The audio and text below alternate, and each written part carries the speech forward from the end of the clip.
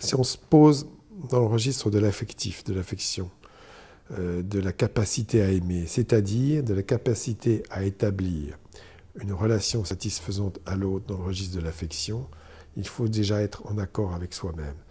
Et je pense que lorsqu'on est dans la mauvaise estime de soi, lorsqu'on est dans une sorte de mal-être, lorsque on a tendance un peu trop à papillonner, même si ça peut arriver à l'adolescence, on est dans une quête affective où on va demander à l'autre de combler le manque que l'on vit.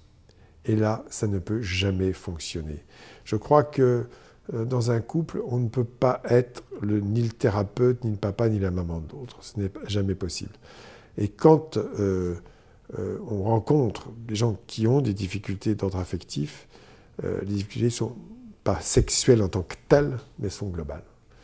C'est un tout. Et je crois que l'éducation et la sexualité passent aussi par une construction de soi. Toujours ce qui est écrit au fronton du temple d'Elphes, cognis et auton, connais-toi toi-même et tu connaîtras l'univers et les dieux. Ce qui me paraît important, c'est effectivement s'accepter soi-même, donc bien se connaître ses limites, ses désirs, ne pas être s'encastrer dans l'autre pour combler son déficit.